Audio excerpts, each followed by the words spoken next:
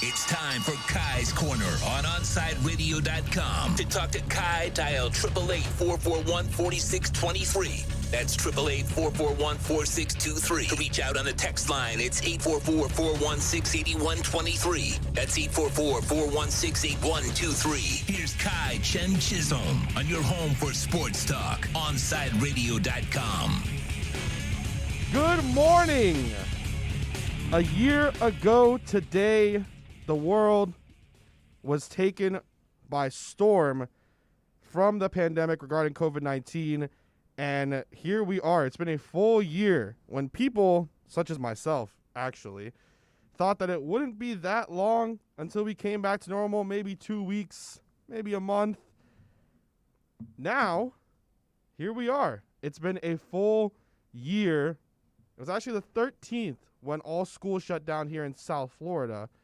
However, it was the 11th when everything happened with the Tom Hanks, when I believe it was the Rudy Gobert and Donovan Mitchell also had been announced to having the virus, and everything essentially exploded here in the United States of America and, of course, the rest of the world. It's a part of our poll today, which you can find on my Twitter at Samurai Radio, 2 Eyes in Samurai, or as well on the Onside Radio Twitter. We're going to try to make sure that we can get that specifically on the Onside one so you guys can just quickly go there and vote. But we're trying to figure out, there's a little bit of a glitch with the polling and how it's working. But that's going to be figured out. We'll get that all good and dandy and ready to go. But the poll that we have today for all of these, and it's 4 polls just like always. How long did you think the pandemic would originally last? 2 weeks, 1 month, or around 2 months? Does being a, quote, Brian Flores guy still matter after trading for Isaiah Wilson? Yes, no, or potential over everything. The Heat will make a playoff run, have a first-round exit, or no playoffs. And then finally, when fans are allowed back in stadiums in full, will you be one of them? Yes, no, or not sure. We'll reference the polls throughout the day. You still have 2 hours to vote before the show ends. So a year ago today is when everything kind of happened. And one of the things that I like to ask, not only myself, but some of my friends, as we've started to come around here and start to see how everything's transpired since then, it's been, do you remember where you've been, like where you were, right? For me, I remember very specifically just from January on, I was getting ready to finally be in my second to last semester as a undergraduate student, and I was in I can't remember the exact class, but it was one of the classes that I had to do in order to graduate, one of those kind of BS, it was like a history class, because I had a history as my area of concentration that you have to have here in the area for FIU, at least what we had to do at FIU. So I was in that class, and everyone was kind of talking about how everything was going on, and it was like, okay, but not much was happening. We were done with the class for the day. It was an online class. Everything was good, dandy. The week before previously was my birthday, so I was having a good old time. I was going to Taco Craft out there in South Miami, in like the Kendall area, having a good old time. I was celebrating, getting drunk at Bayside, doing everything, just kind of having a good old time, getting ready to enjoy, the rest of the coming months. Then eventually, hopefully, working at like I've done every summer for the past about 3 to 4 years now. So everything was good. South Beach Wine and Food Festival had just finished. I worked that with FIU. Always a grand time. Was waiting for my little $1,400 grant, just like now we're all waiting for the $1,400 stimulus checks. And everything was great. And my father and my stepmom bought tickets for us to go see Hamilton at the Adrian R. Center. So obviously not with the original cast because they'd stopped touring forever ago. But they were coming down, and I enjoyed it a lot. My dad had started listening to the soundtracks like a couple weeks before I think, and he started to really enjoy it. So he kind of fell in love with everything happening there. I really liked it already. I had fallen in love with it and all the songs and everything like that because of my girlfriend introducing it to me. And then my stepmom, of course, wanted to come, and watch with us, and that was great and fun, and she really liked it as well. And I remember clear as day when I got there, one of the main things that my dad and my stepmom, and she'll admit this about herself as well, love her to death, but she will admit it about herself as well, is like she's a clean freak with a lot of things. She really likes to make sure everything's clean. So she's the type of person that is like perfect for a pandemic, right? Because she's going to be making sure that everything's clean. She's going to be making sure, that she, constantly washing hands, hand sanitizing, stuff like that. And something that her and my father both said when we were waiting to get to our seats, which I found extremely interesting, but true now to this day, was, quote, I never have seen so many people using hand sanitizer ever. You know those little hand sanitizer dispensers that they would have around? So I've never seen so many people using them. And it was true. I noticed it at that moment. I was like, wow, you guys are right. I don't think I've ever seen that many people consistently going up to the hand sanitizer dispenser and using it and trying to get anything out of it that they could. I was stunned. Like, I also was. Everything's going on. Show's doing great. Had some really emotional moments. It was awesome. I was enjoying it. I was having a grand old time. And then all of a sudden I see on Twitter the Donovan Mitchell, Rudy Gobert stuff go down. And I was like, oh, man, that's not good. They don't have a game. That's not good. And then all of a sudden Tom Hanks and I believe Rita Ora was the other one. They have it, and that situation happens. I'm like, damn, that's really not good. So we're in a down path right now. Something bad's about to happen. And then if you've ever seen Hamilton or listened to the music, there's a part in one of the last songs when Hamilton dies or he pretty much dies, where the quote in the song is, he aims his pistol at the sky, wait, and a shot goes off. Obviously a fake shot, but sound like that. A fire alarm randomly had gone off in the Adrian R Center right when it goes, he aims his pistol at the sky, wait, and a fire alarm starts going off. Of course, with everything happening, people have their phones, they see the news, they know what's going on.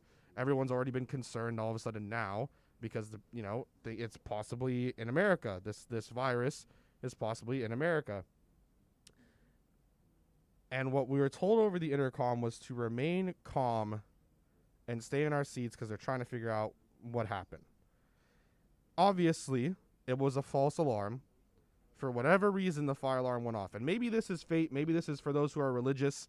I am one who is not. But maybe that's for them, God coming down and giving a sign, right? We are in that situation. We're told remain calm. Everyone gets up, starts to leave right before the very last song. And the decision is made by the cast and crew to not go out for the last song and to wrap it up. That was the last show that they did because they canceled their Thursday show and they canceled the Friday show because of the pandemic. That was the last show that they had before everything really kicked off. Didn't even get to finish the show. We asked the security guard what happened. They said since everyone had gotten up out of their seats and most of the Adrian R Center was already kind of becoming empty, there was no reason to try to get everybody back in and finish off the show since there was one song left. And now, here we are. This is the situation that we see and the situation that we're in, where everything now gets different and different and different because of everything that's happening. What's interesting to me as we begin to wrap this up a little bit is that I was in another different history class. It was History of Eastern Asian Civilization. And we had to do a report every week as a part of this, which was great because it was still, into what my major was in broadcast media and journalism and everything. At that time, there was also hurricanes and stuff happening in the UK. There was stuff happening in Japan, in Eastern Asia. We had to do a current event report every week. From January on, my current event report was always about COVID. Because every time that I went to this specific online Japanese newspaper, I believe it was based in Tokyo. I can't remember exactly. But it was a specific, reputable newspaper in Japan to try to see what's happening. And then every time I'd go and look at other things, current events, what's happening in Eastern Asia. It was always talk about the coronavirus. And so I would look and I would see, and I'm trying to decipher what's going on. Do I think that it's gonna come towards us here in the U.S., so what's going to happen. And it seemed every single week it was due every Sunday, more and more and more. It was getting increasingly more worried on my end from seeing that this is really going to start to gear up. This is really going to start to come towards us. So as I'm covering it, I think everything's fine. And I remember that one of the key things that my professor had told me at the time, because at some point I was like, okay, I'm sure everybody is doing stuff on COVID. I'm sure we're all doing stuff on COVID right now before it had even come to the U.S. or we knew, according to the CDC now, that it was there in December, but until it was more blown up, right? I did 1 week on the hurricanes and stuff that was happening in Japan. 1 week I did my report on that. My professor failed me for that week because it wasn't a current event, according to him.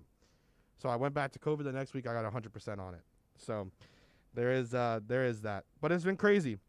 A year since everything started, and here we are. So you can text the text line at 844-416-8123.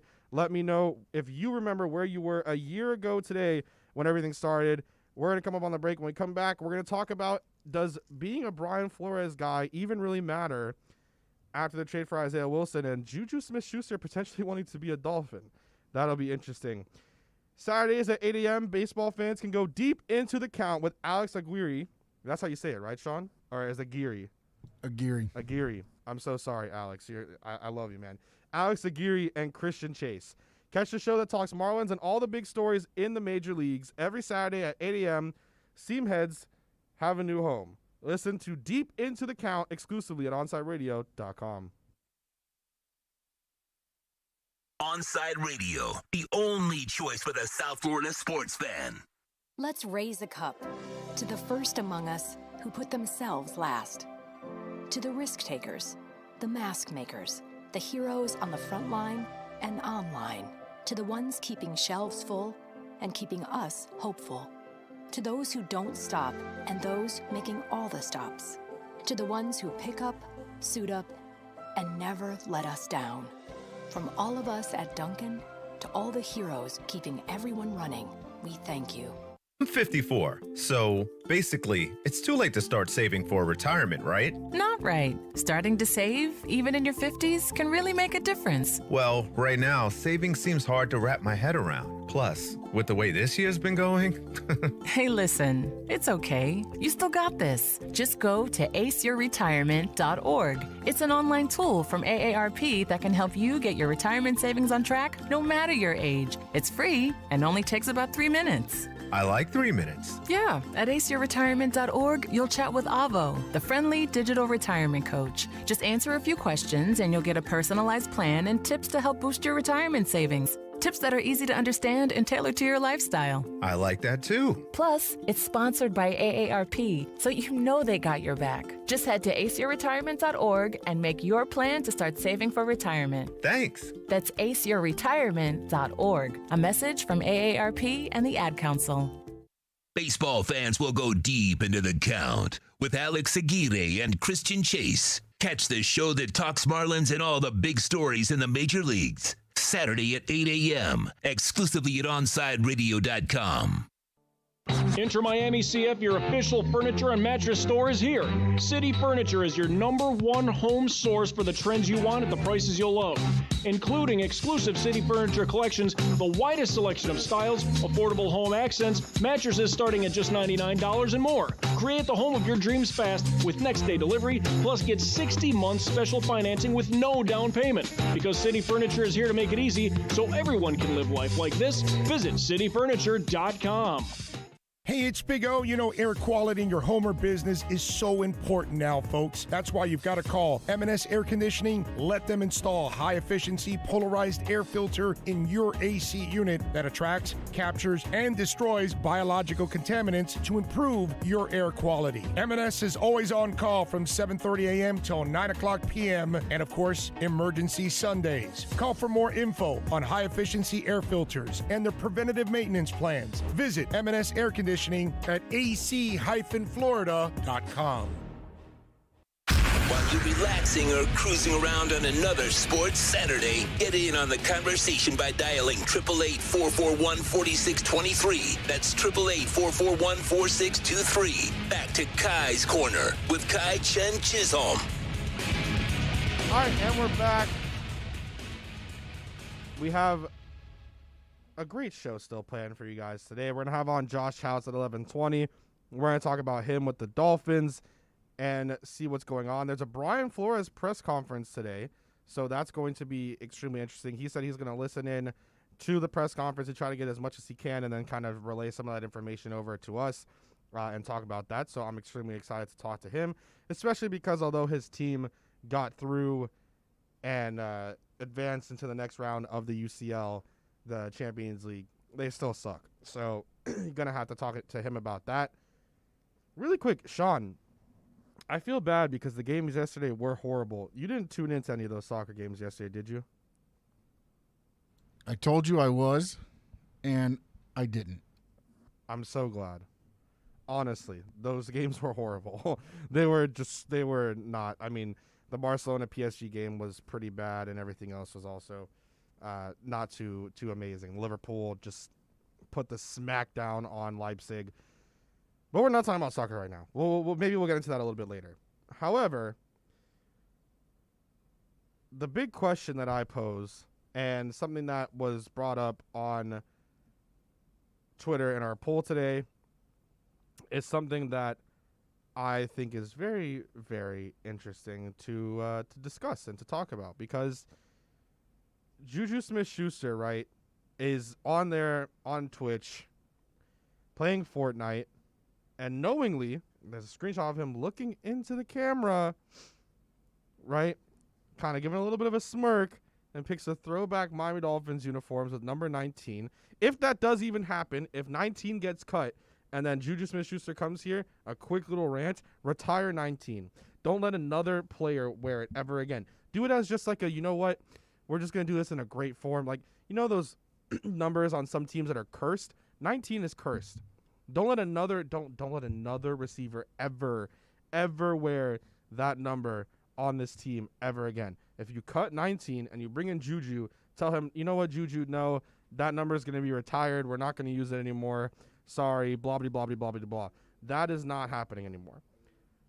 But he was always seen as a non-Brian Flores guy, right? And then the Dolphins, they trade for someone who's not a Brian Flores guy. That's odd, isn't it? That's odd. Is it, you know, I thought that Brian Flores didn't take crap from people. I thought Brian Flores was a nonsense guy. Why is he going on to training for Isaiah Wilson then, to those of you who want to argue the Brian Flores guy thing with Juju Smith-Schuster? Why did he take a chance on Mark Walton last year? University of Miami product. Mark Walton wasn't a Brian Flores guy. So when we look at Juju and the TikTok and the talking and everything like that, and I understand it. I also don't think that you go into a game against your division rivals in the playoffs and, you know, incite some stuff and say, they're the same old Browns. I also don't think it's Chase Claypool that you go out there and say they're going to lose anyways. They gave the Chiefs a hell of a fight. Anything was possible. And that's what created everything. You know? So it's odd to me. Does being a Brian Flores guy even matter anymore? Because obviously, he wants to take chances on people. With all the rumored stuff about about Josh Rosen, he wouldn't have technically been a Brian Flores guy. They traded a second-round pick for him. They traded for Isaiah Wilson, who had 4 total snaps, was off the field multiple times, COVID issues, not following protocol. That doesn't sound like a Brian Flores guy to me. You know what trading for that sounds like to me? Being smart. Being an evaluator of situational awareness. Who knows if Isaiah Wilson can turn into something great for the Miami Dolphins? But you know what that trade is? That is outstanding business. If he turns into anything at all for the Dolphins, you swapped 7th round picks. And if he does turn into anything, instead of getting him after he was cut for a 1-year deal, and then trying to maybe pay him because he had a good year, you have him at such a low cap number for so many years now. And on top of that low cap number, if he isn't anything, you can cut him with no issues at all. You can just cut him and have nothing. Wipe your hands clean, just like Josh Rosen. The team that's trading him is taking all of that cap. They're taking the cap hit. They're taking those signing bonuses. So does being a Brian Flores guy even matter anymore? Clearly it shouldn't. He's taking chances on guys like an Isaiah Wilson. Went to the same high school together. Or not together, but they went to the same high school. Taking chances on potential. That's outstanding business. That's outstanding business. You take a chance on someone because there's potential there. You take a chance on someone because even if something there is happening, and even if there is something where you're looking at it and you're saying, who knows what's really going on, a swap of 7th round picks is what you give up to get a former 1st round pick. It's outstanding business. And if you go ahead and you sign Juju Smith-Schuster, listen, you're going to tell me that you don't want to have a guy in Juju who's one of the best slot receivers in the game at 24 years old, where he can still develop, and you're not getting him on the latter end of a 27, 28-year-old. You're getting him in prime time right there. And if Juju can put up numbers, if Juju can be a guy for you, you have him in his prime years. And you have him with a quarterback that he apparently has a very good relationship with. Ohana means family, right? That's what's put up on the Twitter every day. It's on the Twitter bio there for the Miami Dolphins. Ohana. And Ohana does indeed mean family. So being in a situation like they are now and saying that, Juju's not a Brian Flores guy, they traded for Isaiah Wilson.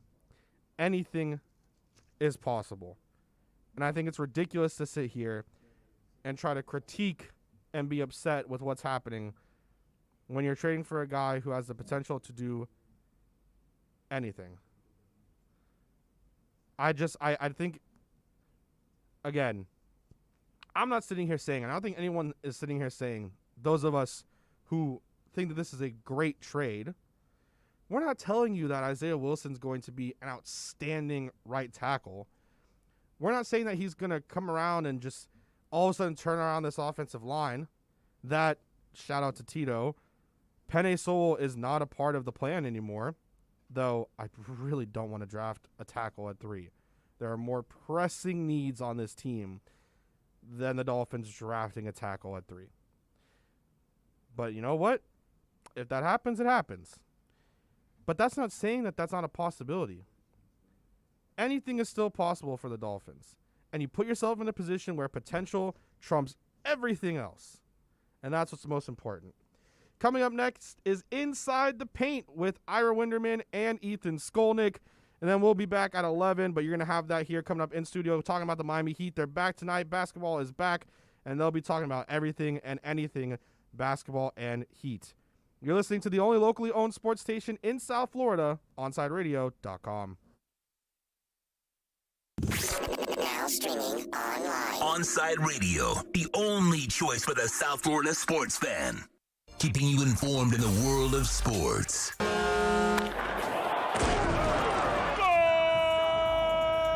With an OnsideRadio.com sports update. The Heat are finally back today after a week off as they're hosting the Magic tonight. Tip-off from the AAA at 8 p.m. Bam Adebayo and Avery Bradley have been ruled out. The Panthers, they finish off their 5-game road trip tonight as they'll be in Columbus once again. That game, puck drops at 7 p.m. Canes basketball pulled off an upset yesterday with a 67-64 win over the 5th seed Clemson Tigers. They look to unseed the 4th-seeded Georgia Tech today at 2:30. This is South Florida's new choice for local sports talk. This is OnSideRadio.com.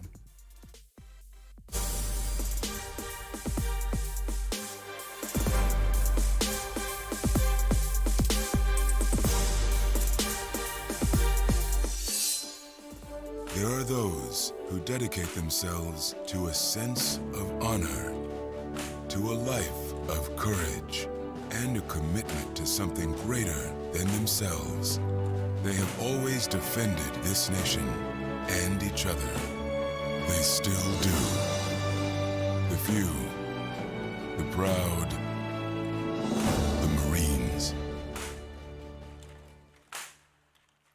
With Make-A-Wish, the impossible becomes possible. A girl battling cancer can become a race car driver battling the course. The boy showing all the nurses his fire trucks can take the helm of a real one. Wishes can give kids with critical illnesses the strength to keep fighting, get better, and grow up. Where there's a wish, there's a way. Wishes need you. Visit Make-A-Wish at wish.org. Listen to every Inter-Miami CF match on your home for La Rosa Negra. OnSideRadio.com. Catch us every day on the MyTuner Radio app.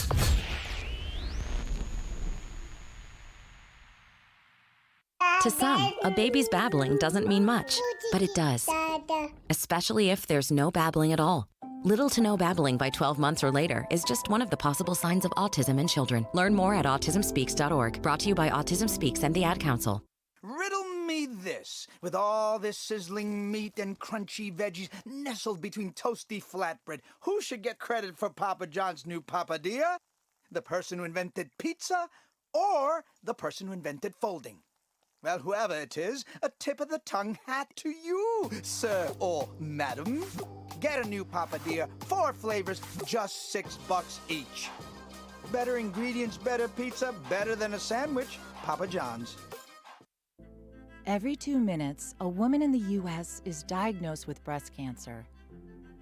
And in that split second, her life changes forever. The toll of breast cancer is great.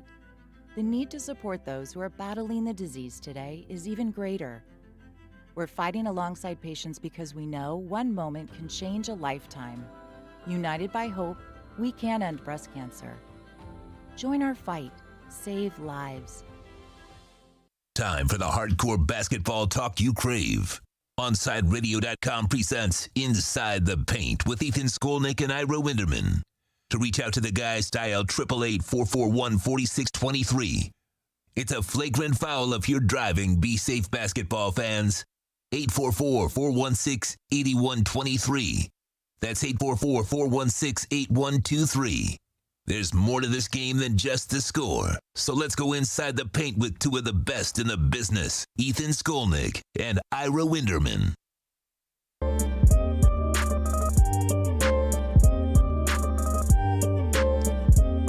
Welcome into Inside the Paint. This is Ethan Skolnick. You used to hear me here every day from 10 to 12, but now I come in every Thursday with Ira Winderman. You can follow him at Ira Heatbeat. Of course, you can follow me at Ethan J. Skolnick or 5 Reasons Sports. This is 30 minutes, just Heat conversation. Ira and I here in studio. How are we going to fill 30 minutes? Is anything going on? Well, I mean, the Heat haven't played in a few days, so there probably isn't anything to get to. We thought. We thought. All right, let's get right to the situation that obviously everybody was talking about, and then we'll get into Marcus Aldridge.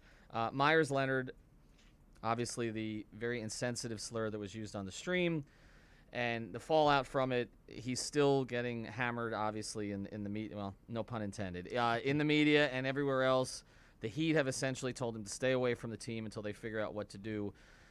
We'll obviously get into, I mean, both of us know Myers, and I think both of us sort of have personal views on this. Both of us obviously are Jewish, too, which, you know, it was something it created an uncomfortable situation because people are waiting.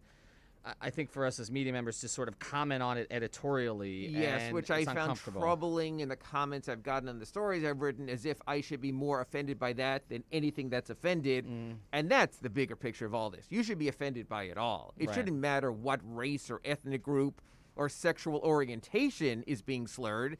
It should just be wrong is wrong. So, I mean, even when Udonis Haslem yesterday said, I have a lot of Jewish friends, my friends call me Udonis Haslemberg. Right. You know, it's just wrong is wrong, and that's sort of where we're trying to get with all of this anyway. Yeah, and it is. And then you and I have the further complication that we know him, too. And, Right. and so we've also seen him do quite a bit of good work. I mean, the streaming, which is kind of what led to this, or at least led to the exposure of it, is something he did for 24 hours straight to raise money for charity Yes, not and that I long mentioned ago. that in the story I wrote at sunsentinel.com today, and I mentioned all the good he did, which you have to. You have to balance these things. This is not a bad person. This is a bad moment. Right. What we never know, and one thing that bothers me, Ethan, and you know this as a beat writer, people who claim they know people better than they do just because they know them from a reporting and sports standpoint, we don't. We haven't lived his life. We haven't been there every step of the way. We weren't there when his life was transformed, when his father died at the age of 6, with his military background. So you only know what you know, and you report on that. So what I know about Myers, I'm sure you would say the same. He seemed like a really decent, honorable person trying to do the right things in life. But when you have a big personality and a big voice, you wind up getting in bigger trouble when Right. something like this happens. Right, and that's the thing. He opened it up, the streams. He was inviting people. I mean, literally 3 days before this, he did a podcast with somebody in my network where he's – so, I mean, he was open with his time. And again, ultimately, I mean, I mentioned one I do want to mention, Nikias Duncan, who was part of my network. His house burned down. We ran a GoFundMe for Nikias. Myers not only retweeted it, he promoted it. This is like 6 months ago, and Right. it ended up that $20,000 was raised to help replace some of Nikias' stuff. So, I mean, again, conflicted on it from a personal level, obviously offended by the actual word that was used. But let's transition a little bit now to Korner what happens, because he still has a contract on the books with the Miami Heat. Yes. Which is important Which from is a important. basketball standpoint. So go through it a little bit, kind of what that means and why this is so delicate for the Heat, beyond obviously the fact that the owner is Jewish, his son who's running the organization a lot day to day is Jewish, many others in the front office of the Heat are Jewish. Okay. And again, like you said, everybody should be offended, but specifically, okay, this was a comment that was directed that way. And you have to separate the business from the personal side and the real life side of this, because the NBA is not real life. So under the NBA salary cap, Myers Leonard stands with about a $9.5 million salary for this year. When that $19.5 million contract was signed in November, part of the thinking was, if we need to make a trade and include a sizable contract for a player we'll mention later in this broadcast, we will have that money should Myers acquiesce to a trade. And after all the Heat have done for him, I am sure he would acquiesce to a trade. So for all the people, including some very prominent people in the sports realm, saying you should cut him immediately, no, that's, again, I'm not great with this phrase. What is it? Cut off your nose to spite your face. Okay. Right, exactly. So here's the deal. Last year, Dion Waiters made many more missteps than Myers Leonard. Really crippled his team along the way. Was suspended 3 times for insubordination and all kinds of wacky things along the way. And the Heat never cut him. Why didn't the Heat cut him? Because they certainly didn't want him around. They didn't cut him because his salary was eligible to be used in a trade. Because Dion Waiters earned what he earned, the Heat were able to make the trade for Jay Crowder, who was critical in the playoffs last year, for Andre Iguodala, who is helpful this year. That's the same thing with Myers Leonard. Even if your emotion is, get this, whatever you want to call him, out of here, wait till March 25th. See if you can use him in a trade. Now, you might say to me, whoa, Ira, who the heck is trading for this kind of baggage? And I'll tell you who is. A couple of years back, the Clippers and the Lakers made a trade. The Clippers, they swapped a couple of players. The Clippers got the center who's helping them so much now, and Michael Beasley was part of that deal. As soon as the deal was made, the Clippers made it clear, we are not keeping Michael Beasley. He was just a contract. Last year, when the Grizzlies acquired Dion Waiters, he never reported. They said, we are not acquiring him. It's the salary cap machinations. That's why the Heat asked Myers Leonard to just step aside. out of sight, out of mind. Eric Reed and John Crotty don't have to talk about it on tonight's broadcast against the Magic. He won't be there in all his blonde hair glory. He'll be out of view, but he still can help the Heat. And whether it's some of the names we're going to mention later in the show who are possible trade targets, you don't come this far down and then spite your team. And honestly, Ethan, think about this, and spite your fan base. Because what if Pat Riley has to go in front of us after the trade deadline like he usually does and say, well, if we had Myers' salary, we could have done deal X, Y, and Z. Right. And instead we had to trade Kelly Olynyk, who is contributing, or Andre Iguodala, who is contributing, and those are two other players in the general salary stratosphere as Myers Leonard. So the Heat's embrace of Myers Leonard at the moment is for salary cap purposes and no other reason. All right, so let's get to the next part of this because you talk about players that they potentially trade for. LaMarcus Aldridge, Spurs have decided to part ways mutually. Greg Popovich came out and said it. Aldridge's role has been significantly reduced this year. He was a 32-plus minute-a-game player prior. This year he was in the 23 to 25-minute-a-game range. Shooting numbers are roughly the same, although his rebounding numbers are way down, and they've gone to a youth movement in San Antonio, and it's actually gone. And they've thrived. It's gone Yes. fairly well. And it feels like Pop wants to kind of set up whoever his successor is, maybe it's Becky Hammond, whoever it is, to kind of take over with a good, young, growing to set team. the future as it was set for him. Absolutely. Okay, so now Aldridge is, we obviously know that Pat Riley's had a fascination with LaMarcus Aldridge for years. It included that meeting where he really didn't have much to offer him, but basically told him at the end of the meeting, go take a one-year deal somewhere else. I'll come back to you. Cycle back to us. And to be honest, when I wrote the story today at sunsentinel.com, I used the video that Greg Sylvander shot at the 2019 All-Star Game in Charlotte when he chronicled the meeting with Pat Riley, when he said almost I couldn't look him directly in the eye because he would mesmerize you into doing something you shouldn't do. Right. And he said he compared it to a James Bond movie, how he felt like it was almost Sean Connery or one of the more modern James Bonds, you know, how he felt about that. So we know the affection is there. And you always hear from players, Ethan, about bucket lists. That before I'm done, I want to work with this person, play for this coach, join that team. So the interest is there. And the one thing the Spurs have done with all this, and Greg Popovich said this yesterday in his pregame, they will take care of LaMarcus Aldridge. Yes. They will not ship him to a crap team just so they can get the better trade. We've seen the quality teams in this league do that. We've seen it in all sports. We will get you to a place that you want to go. Well, I think the Heat certainly would be on that list. Well, and that's a conversation we'll have about Kyle Lowry, too, because that came up, and I feel like Toronto wants to do right by him ultimately, too. Correct. But if you look at LaMarcus' situation, first thing, I found it fascinating. The Heat have never made a trade with the Spurs, considering the fact that Pat has very few relationships around the league, and one of the relationships that he has is Greg Popovich, who he communicates with regularly. So let's look at what it would take. If you can't, Myers' contract obviously plays into this. My view on it, and in speaking to people around the Heat want to keep Kelly Olynyk if they can. They don't want to keep him in this role. He's the second best big man right now. Right. He's a starter by necessity. Exactly. So the idea of swapping out, and I polled this on 5 Reasons Sports, and I said, would you swap out Olynyk for Aldridge? And 70% say yes. I feel like they're thinking of 2015. Right. It doesn't really help you to do that.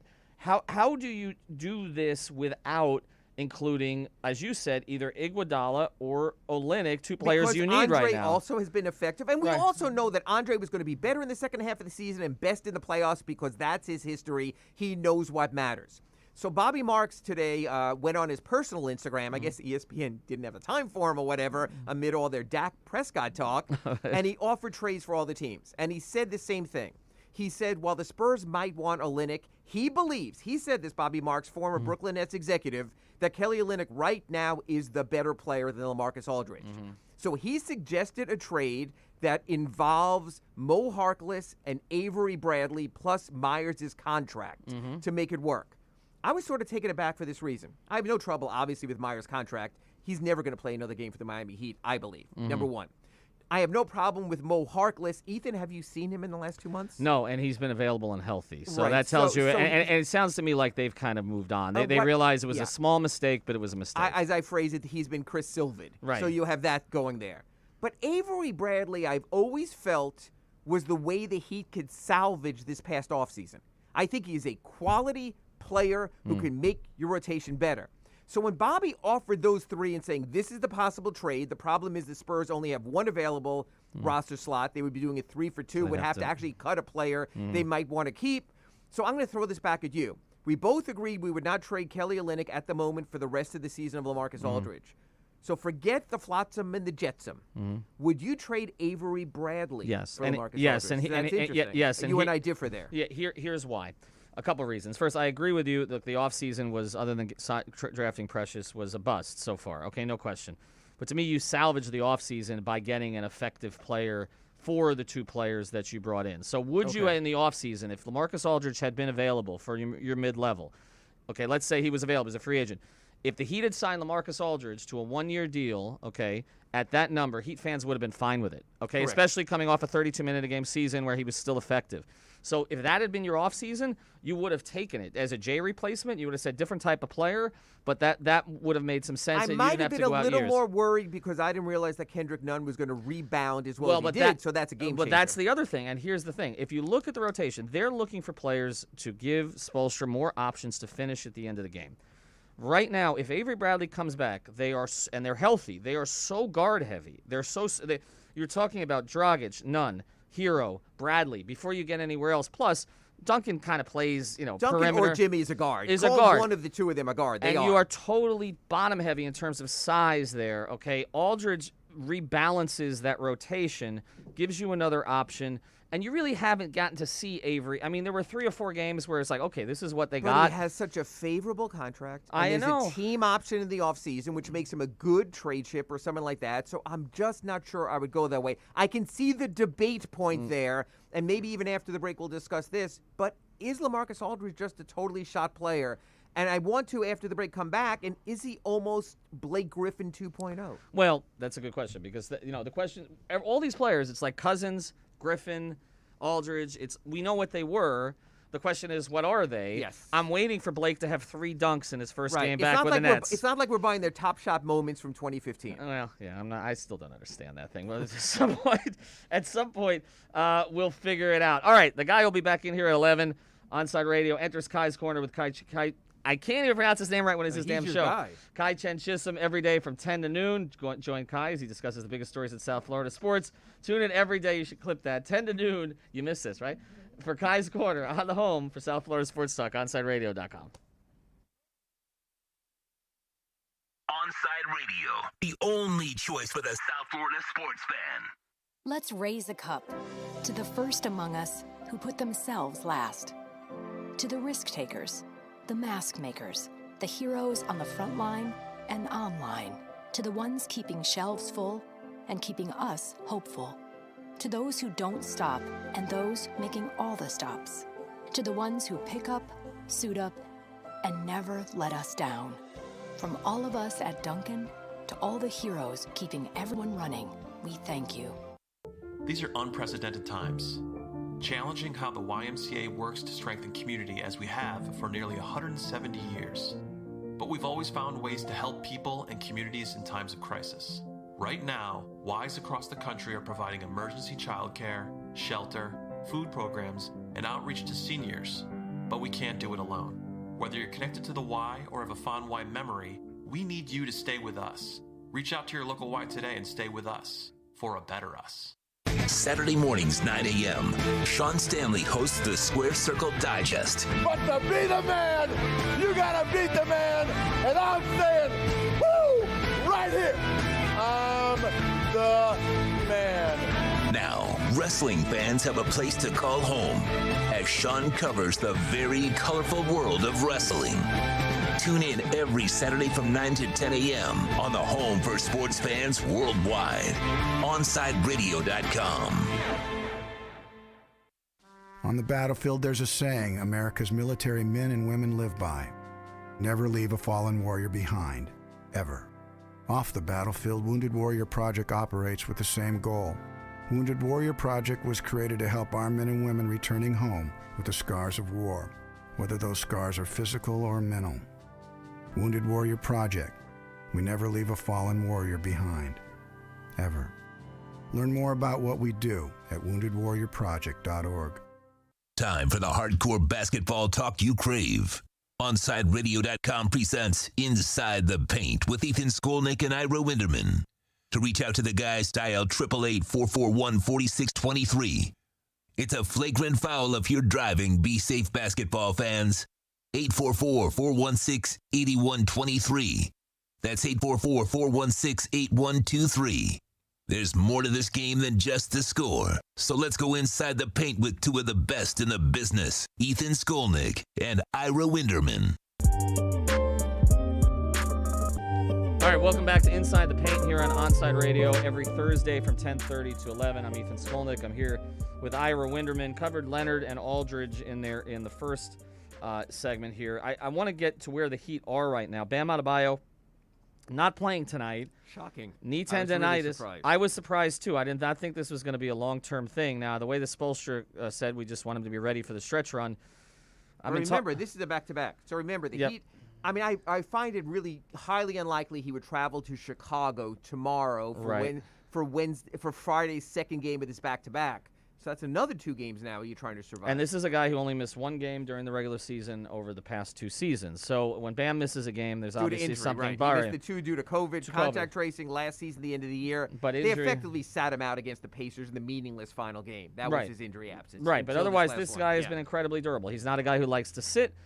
Talked about this number a lot. They've only got 75 minutes this season with Dragic, Butler, and Bam on the floor together. I've made the case if 3 of them are healthy and they can make an addition, I think they could go 24-12 in the second half. I think they could get on that kind of a run, get themselves to 42-30 for the season, probably good for the 4 seed, maybe the 5 seed. And I saw on your website you had listed somewhere they had the easiest schedule. Second easiest, on Tankathon, I saw 4th easiest, 2nd easiest in the East. So whatever metric you go by, the game should get easier for them. But the back-to-backs are brutal because half of their games, 18 of the final 36, are part of back-to-backs. This goes back to what you and I discussed in the first segment. Depth. If you don't have reliable depth, look what's happening tonight. Kelly Olynyk is out, okay? Mm-hmm. So, Bam Adebayo is out, so Kelly Olynyk starts. Ethan, who else? We saw KZ Okpala in New Orleans the other day, but he's KZ Okpala-esque, so we don't know about that. Does he just relent and start Precious Achiuwa? He may have to, or maybe Mo Harkless. That's what I was going to say. Maybe this is one last chance to give Harkless a chance. You cannot, until they make a trade, okay, you cannot have 5 or 6 dead roster spots. Yes. And at the same position. At the same position. And even Chris if you have Silva, Strus Udonis and Vincent Haslem, playing. Right. KZ Okpala, Myers Leonard, Mo Harkless. Mm-hmm. You have 5 guys. Udonis hasn't played a minute all season.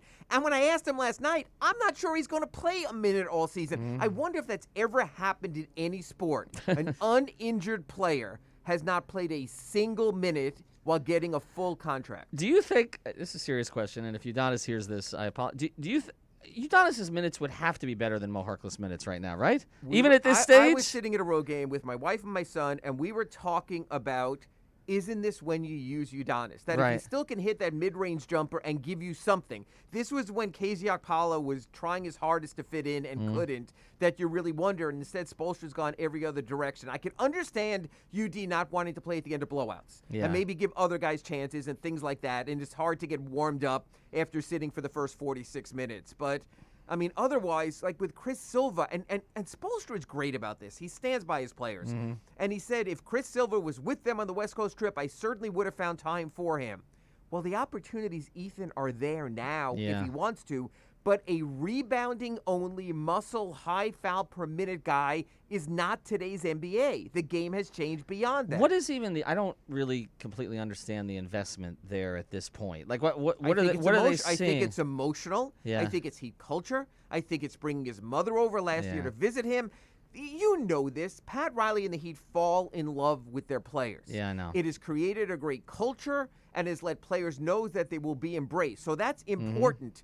But when you have 5 at the same position and you're stripping a third of your standard roster that way, it's really hard to operate also. Well, you look at, so Orlando, right? So we don't know if they're gutting, they're not gutting. They're going to try for the 8th seed next year. Who knows whether Gordon, Vucevic, all the rest. But like one guy, I saw Keith Smith, who's pretty tied in Orlando, reported that like a former Heat project, Kem Birch, could potentially be like Kem Birch would help them right now. Like just functional minutes. Anyone who's ambulatory would help them right now. I mean, that's the difference. And there are guys, that even if you have to pick up off the scrap heap, you would think is just kind of odd. It's almost like because of COVID, because of their unique system, they want to keep it within their own, and they're really sort of finding themselves with their backs against the wall. All right, so let's again.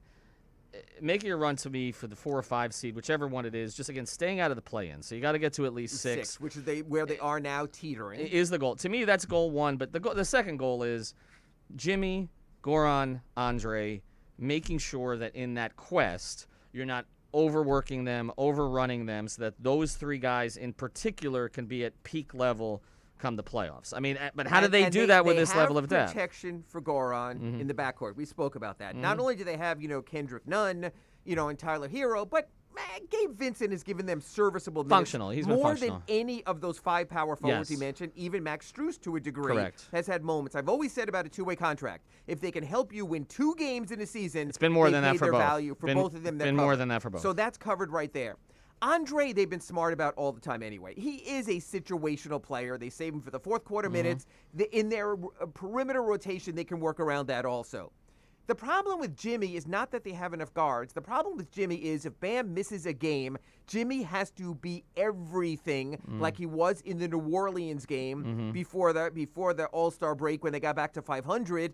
There is no way to ease Jimmy's burden unless you have Bam Adebayo alongside each night. It's going to be a tough game tonight for Jimmy Butler. He's going to have to lead him big time. It's going to be a tough night, Chicago against Zach LaVine, when they play the Bulls on Friday night. Jimmy's going to have to do that. That's a heck of a burden.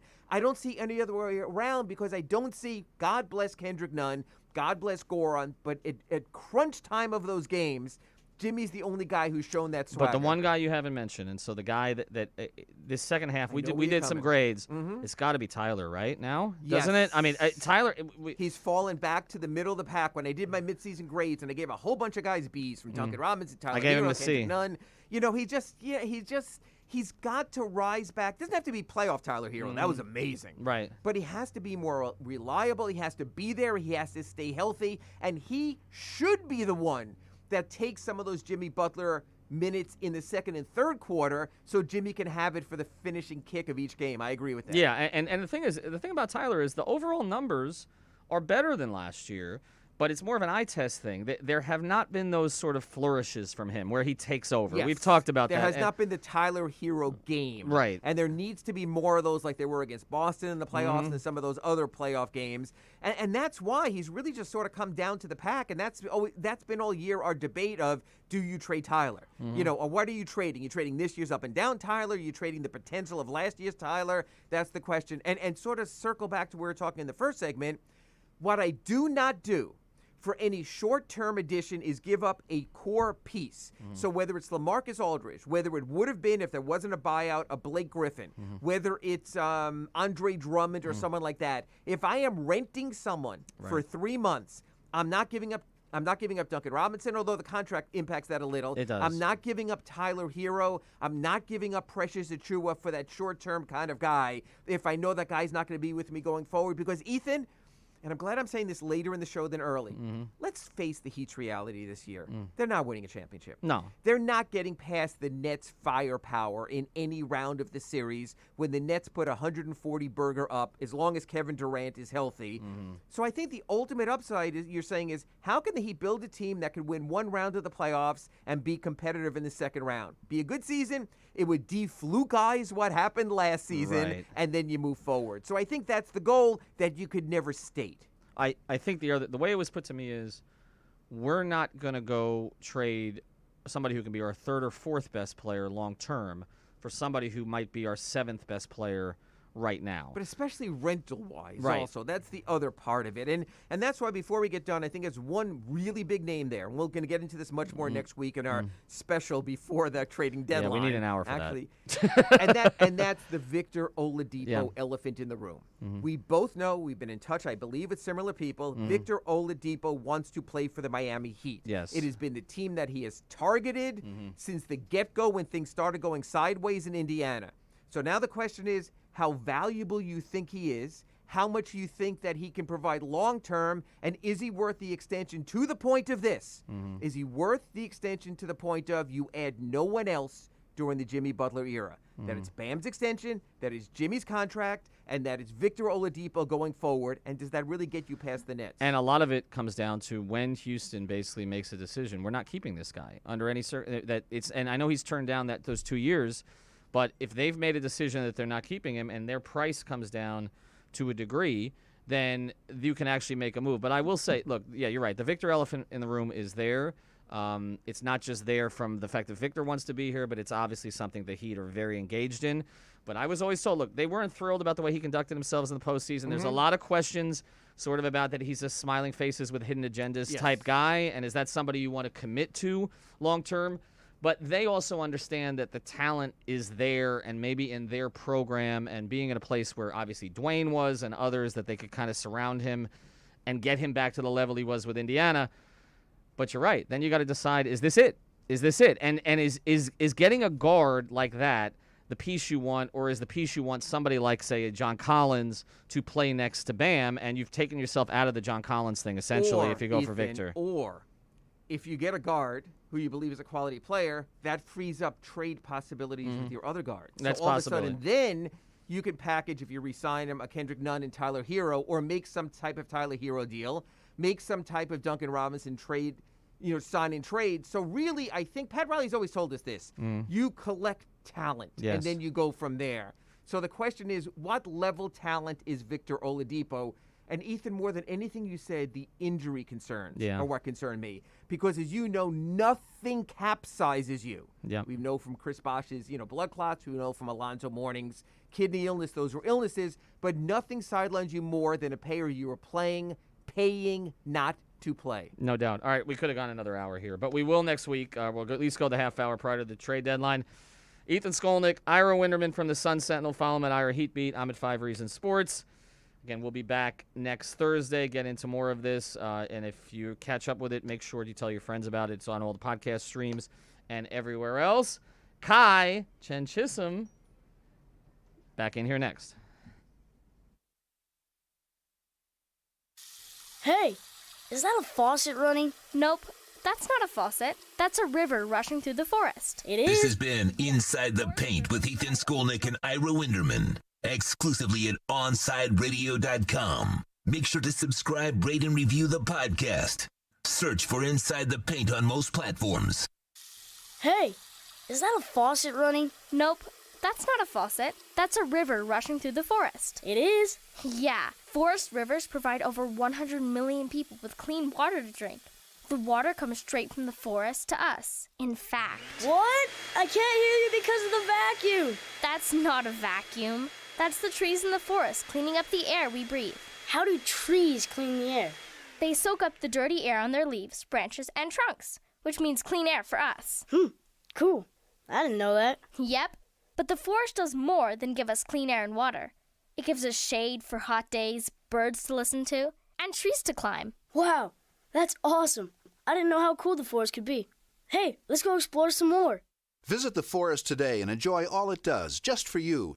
To learn more about the forest and find one near you, go to discovertheforest.org.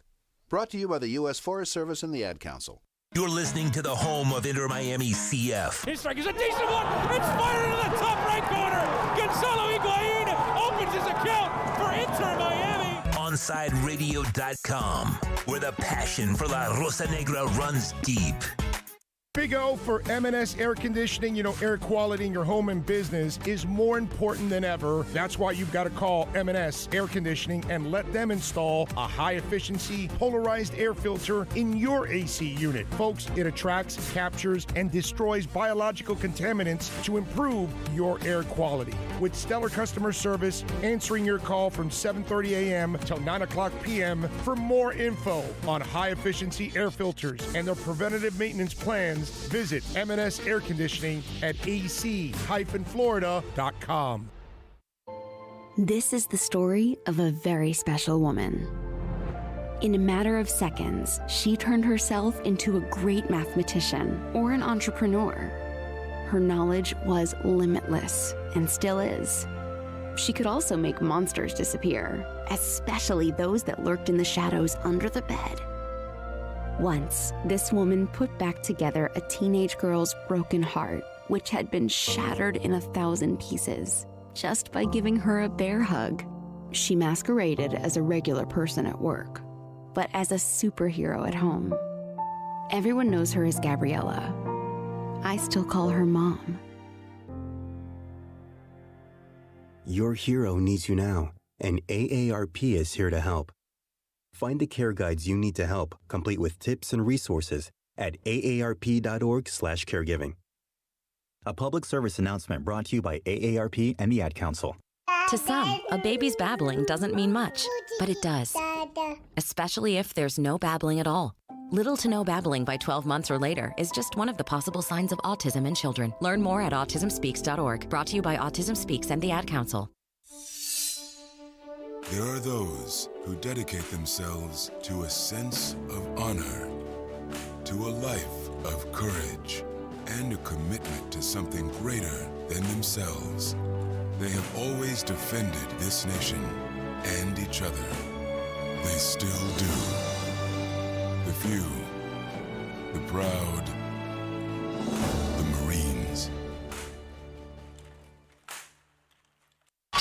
It's time for Kai's Corner on OnSideRadio.com. To talk to Kai, dial 888-441-4623. That's 888-441-4623. To reach out on the text line, it's 844-416-8123. That's 844-416-8123. Here's Kai Chen Chisholm on your home for sports talk, OnSideRadio.com. And we're back, hour 2 of Kai's Corner. Oh, man. So in the 30-minute break that I got with Inside the Paint with Ira and Ethan just a little bit ago, I was just kind of chilling. I was enjoying the views and all the beauty that Inter Miami CF Stadium provides. Wind was flowing. I was drinking my passion tea that I got the incorrect order for, so Starbucks gave me some extra stuff. Shout out to Starbucks. Still good though, but the lemonade is too much for me. I'm not a lemonade type of person with that right now. But I saw someone retweet the tweet from Adrian Wojnarowski from last season, where it was 9:31 p.m. and Woj tweets, "The NBA has suspended the season last year, March 11, 2020." And as I'm looking back on everything, and as I've looked back at this past year, and I was looking on my phone at stuff that's happened in the past year, and I've been really just looking like, man, this has just been a wild time, you know? This has been crazy. Everything has really gone down. I decided to look through the replies. Now, a lot of these are from March 11th, and sometimes there's some from a few hours ago and everything like that, because now people are getting the tweets again. And it's just I know it's not a laughable subject in COVID-19 and the coronavirus and everything. Just some of the replies to this of the NBA suspension of the season just were like all of the most ultimate and outstandingly hilarious memes that we've ever seen, all under that tweet report. People like upset pretty much. So it was pretty good. It was pretty great. Right now, Brian Flores is talking with the media, and we're going to get Josh Houts on next, and he's going to talk about everything that's happening on that current press conference. He did name Danny Crossman the assistant head coach and said, quote, "Chris Greer and his staff have done a phenomenal job this offseason with the draft," is what it says. So with draft. So I'll be interested in what's happening there and how that's all going down and how we see that all get fit. Now Flores says, quote, "Definitely collaborative in terms of offensive play calls. That's something we talked about. Those are ongoing discussions. We haven't cemented a way of how we're going to do it." Says Eric Sunsville was prepared to call plays if Chan Gailey was lost in 2020. So it looks like, you know, this is an official announcement of the co-offensive coordinators, because we still haven't had. Oh, the Dolphins! I just realized they changed their bio from Ohana to Fins Up. Let's stir some controversy, Sean. Does that mean that we're trading for Deshaun Watson, Sean?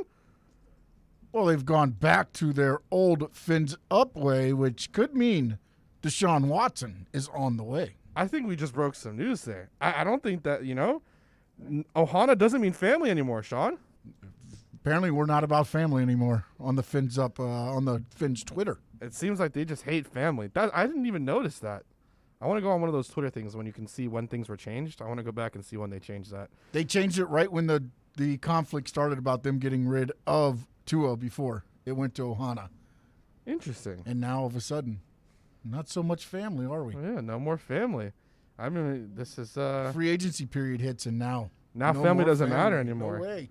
Releasing Kyle Van Noy after Bye, a year. Van Noy. Bye, Tua. What's some others right there? We got Jakeem Grant. We got Bye, 19. Bobby McCain. Ah, yeah. You see, I put in the Jakeem Grant there just to see if maybe I couldn't say the 19 one, but we got Sean. Juan. We have Sean on the trade now. It is 19. It is not Jakeem Grant. 19.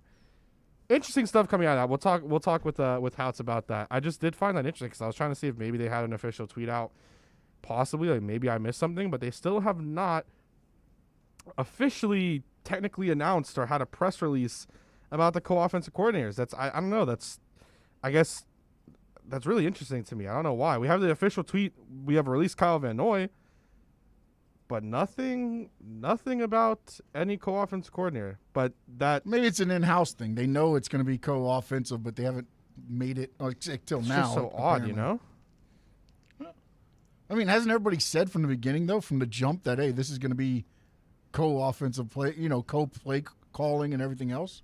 Yeah, but the fact that they haven't announced them, like they haven't. haven't. Every team doesn't announce it. I mean, yeah, you announce when your team goes out and makes a. I mean, I guess technically they haven't even put in the Danny Crawford, but usually when they do stuff like that, staff releases, there's at least something that show. I wonder if they have it set on their actual official website, because even before they still hadn't had it. I mean, they made them co-offensive coordinators. I mean, at what point do you think they're not going to be working? It's just both weird working that they on haven't the play announced calling. it. I don't know. You don't have to announce everything. I mean, it's the, not even the ball updated boy on the- broke a toe yesterday. It's not getting put on the injury report. Well, hey, look, I feel bad for him. I've been dealing with the freaking what's it called? Oh my God, now I can't remember it. I've been dealing with it for like a month. Turf toe? No, like is it turf toe when you have like a ingrown toenail? That's what it is. Oh, yeah. Buddy. I mean, that's come on, dude. That hurt. You got to go on the DL for an ingrown toenail.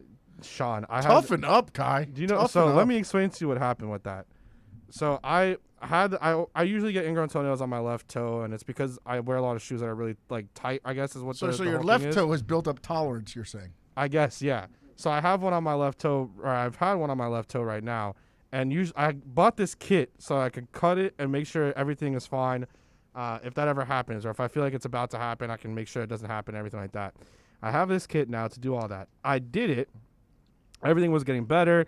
It's starting to heal, and then I came home one day from filling in for Ethan sometime in February, and when I got home, my mom looked at me and she saw me in the flip-flops, and she was like, "You're going to urgent care. Or you're going to get this checked out because it looks bad." I was like, "Mom, this has happened before. I know what's happening. It's whatever. Everything's fine." They then say, "Oh, yeah, it looks like it might be infected." Stab me with a needle to try to get it out there. The needle going all the way through into my foot. Some, like, outstanding pain. Just for her to then go and look at it and say, "Oh, it's not infected at all. There's not even pus. There's nothing in there. It just looked like it, so we were just going to drain it just in case." Nothing, everything completely fine, nothing wrong, which just then continues to make the pain there. They're like, see how it is. We're going to give you this, like, antibiotic, nothing for pain or anything like that. Just like, "Oh, we're going to give you this just in case you might have a thing." So they prolonged my pain by stabbing me with a freaking needle into my toe. It hurt like hell, Sean. I have my knee drained monthly. You're not going to see me cry any tears for you. You're buddy. bone to bone? You need to man, toughen that up. sucks. It's an ingrown toenail, man. And it hurts. Like, I don't know what you want from me. It's like the turf toe for 12 years. It hurts. So you have like Jay Ajayi knees then? The bone to bone? Yeah, probably worse because I have a hole in my femur bone as well. Oh my God. Sean, how did that happen? Just wear and tear, and I blew up my knee in the military. Oh man. That's painful. And I'm fat. I'm fat too, Sean. All right, I'm obese. I'm technically I am as well. Yeah, so am I. I fall in on that technically. Yeah. They're like, I remember when I went to my doctor and talked to him about it. This is because now everything's happening with COVID, and they've brought up they've lifted some of the restrictions, so now certain people can get it. So technically, if I really wanted to, since I think I'm like 10 pounds overweight, so technically I'm like obese in that thing, the classification there. So technically, if I really wanted to, since my BMI is higher, and that's now in the thing to get the vaccine, I could get a note from my primary care and be able to get the vaccine. However, I really think that, like, I talked to some people about it, and I was like, this kind of seems like a real not nice thing to do, because there are people who definitely need it more than I do. And I fluctuate like 20 to 30 pounds on like a weekly basis. So like one day So you're holding that water weight, huh? Essentially. Like sometimes I am the 10 over, sometimes I'm not. And like, it's just, my weight fluctuates very inconsistently, but consistently, I guess. So like, I looked at it and I was like, you know what? I could get it and I want to get it. But there are people like my mom or my father or my grandma who are much older, like in their late 60s, who need it more than I do. So I haven't gone yet. You're such a kind-hearted soul, you are. Yeah, of course. It's gotta be. You gotta be for the people. Kai's people. Kai's Korner, Kai's Foundation, like my friend Kai's home. They haven't, so it's not official for the Dolphins. We're gonna have Houts on, and we'll talk about the Dolphin stuff next. But it isn't even an official on their website. I just want to mention it. Because it's not like, I mean, obviously it doesn't matter too much when you really think about everything. They're already in-house. That's what I'm saying. Why do we have to make a press release for something that just doesn't matter? I don't know. It's interesting. Like, they don't even have them on the website. They don't have them listed offensive coordinator. It's just tight end and running backs coach. So they haven't even updated that either. Well, maybe somebody's behind on the website. They must be. They don't even have... It's the off season. Okay. They still have this. I guarantee you, we're going to have a press release exactly at 4 p.m. next week when the Dolphins sign insert player name here. There will be something, or like 4:05 p.m. There will be some sort of release. And then we'll still be like, okay. When that Deshaun Watson trade goes through. Look, hey, we know now. We broke some news there. Ohana doesn't mean family anymore, according to the Dolphins' Twitter, because it spins from their up. Twitter account. Big O's looking as he's cleaning the side. It's just you might want to watch out. O might throw that at you in a minute. But you know, that's the situation with the Dolphins. It's interesting. There's gonna be a lot to talk about. Some interesting stuff. From Cameron Wolf. Brian Flores says he's really excited about Tua Tagovailoa's year 1 to year 2 jump. Cites Tua has had no OTA/little training camp. He says he's all about the development of players, and this offseason will be helpful for Tua in that capacity. Flores was asked about Deshaun Watson /QB speculation. Said his focus is on Tua and his development. He said he had lunch with Tua yesterday, and Flores says they've been building their relationship, and he's confident in Tua. Doesn't really mean anything. That tells me Tua is gone. It doesn't really mean anything, you know. The Cliff Kingsbury and the Cardinals said Josh is our guy. Traded him just like that. So that's your coach's talk. You have to say that. That's in the second page of the coach's handbook. I feel right like after I'm happy to be a part of this organization. There's a couple. What else is there? It's like we have a great team. We have a great locker room. We trust our guys. They play hard. Yeah, they play hard. We're gonna fight for every last minute. We're gonna bite off kneecaps. That was the new one.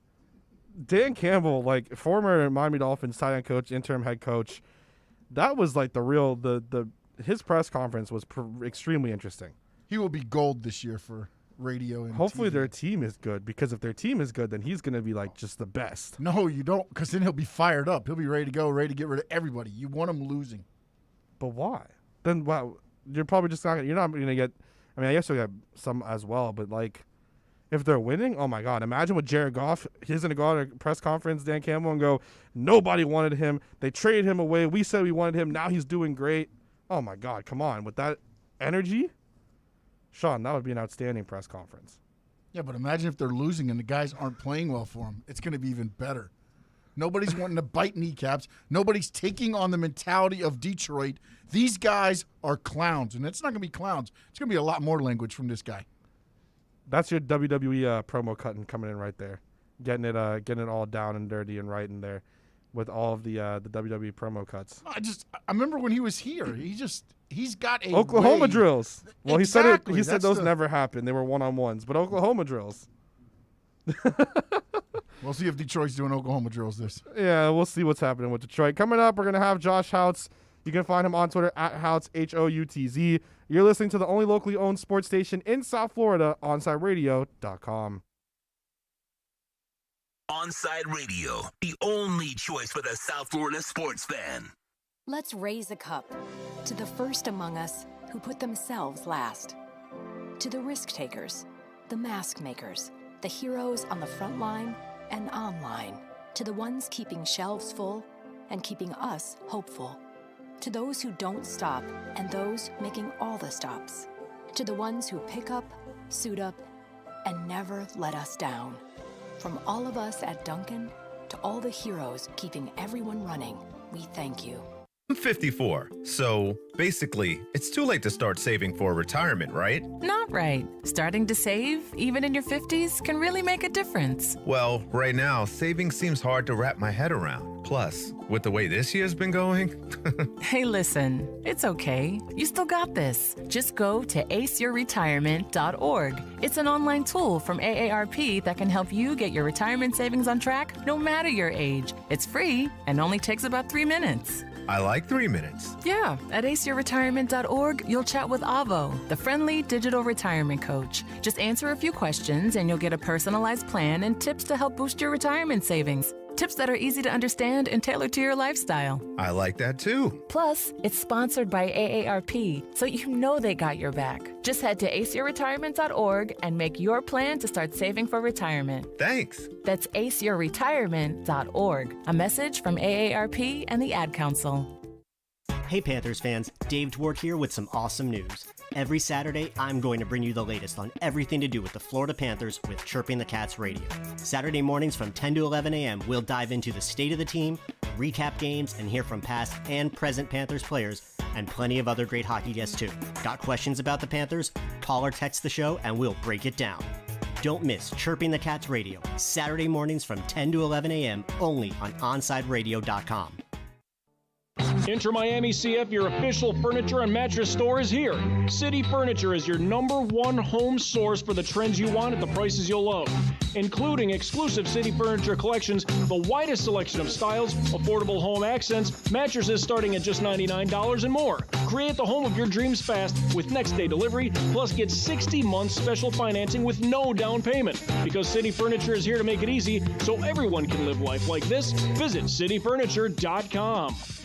Hey, it's Big O. You know, air quality in your home or business is so important now, folks. That's why you've got to call M&S Air Conditioning. Let them install a high-efficiency polarized air filter in your AC unit that attracts, captures, and destroys biological contaminants to improve your air quality. M&S is always on call from 7:30 a.m. till 9 o'clock p.m. and, of course, emergency Sundays. Call for more info on high-efficiency air filters and their preventative maintenance plans. Visit M&S Air Conditioning at ac-florida.com.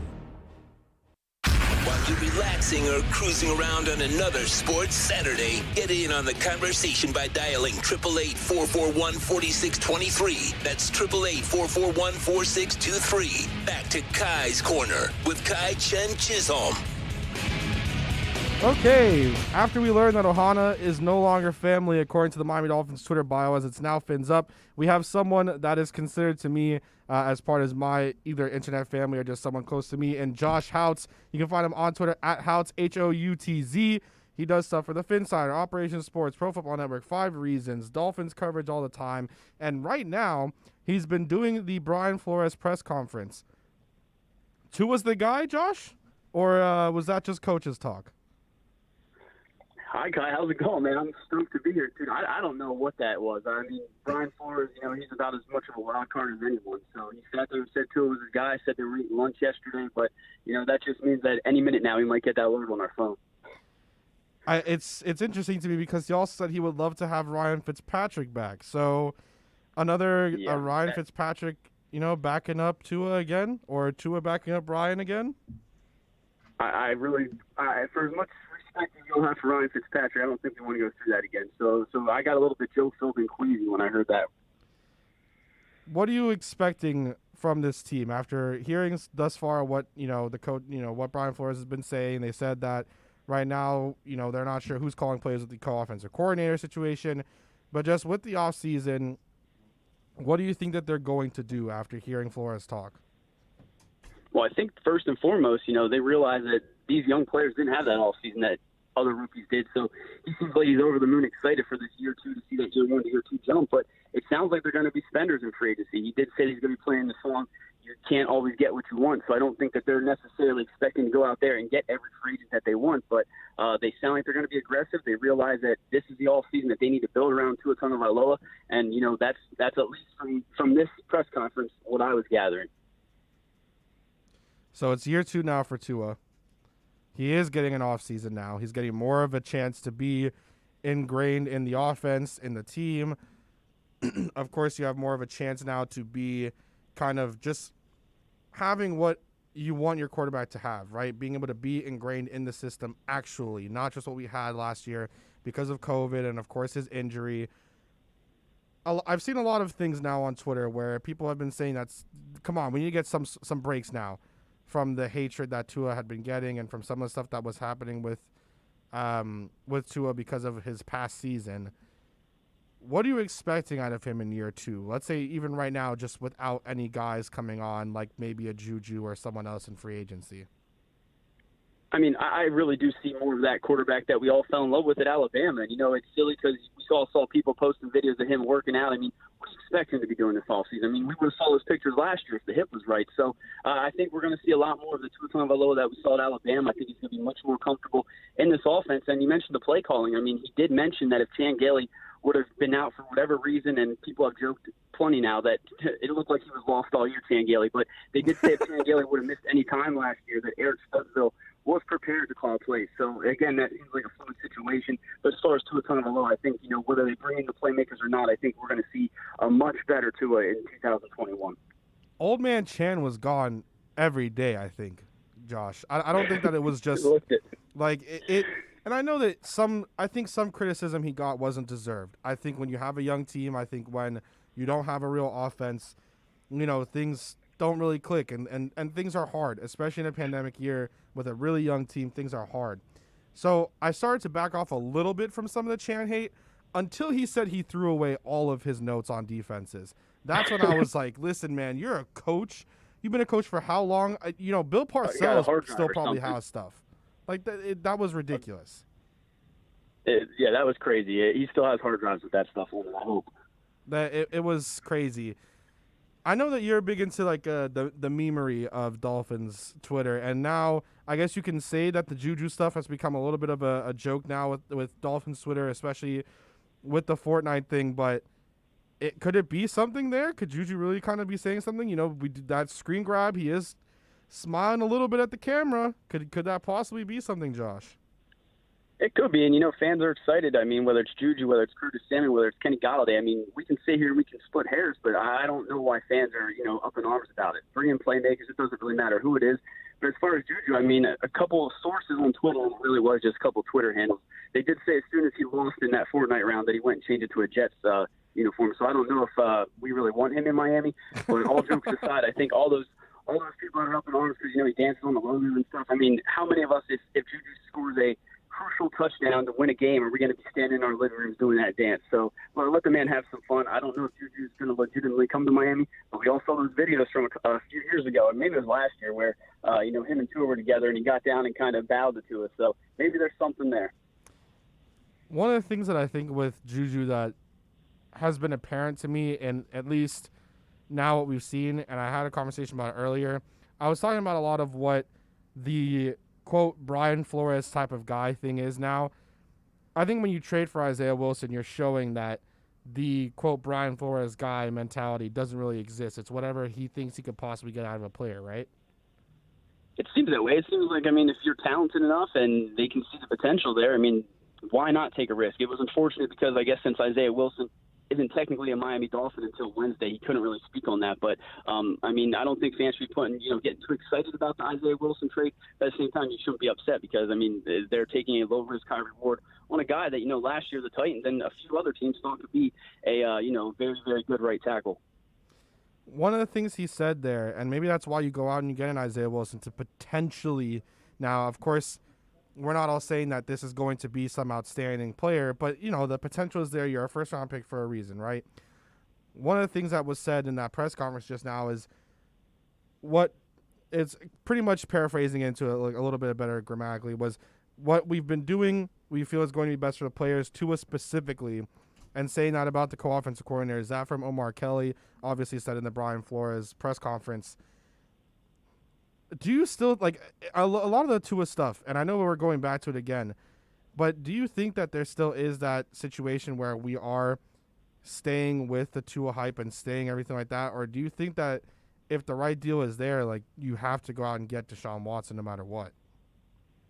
You're going to get people upset with me because, I love Tua. I really do, and I think we all see what they're building here. But I still, like I said on the last time we talked, man, you can sit here and you can say that you had lunch with Tua. You could have woke up and you could have made you scrambled eggs this morning, but you need to make that phone call for Deshaun Watson because, again, this is a 25-year-old quarterback that, by my count, is elite, top 5.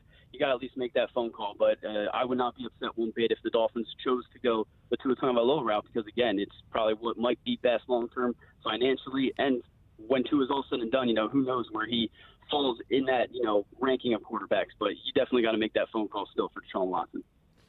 I completely agree with that. And we're a week away now also from free agency actually starting in terms of, you know, a week and 4 hours. But we're a week away. By next Monday, we'll actually know because you can start talking to players. So deals will get immediately leaked, and you'll be like, wow, how did you already agree on a deal within an hour with this player? And, you know, tampering. Come on, we all know about it.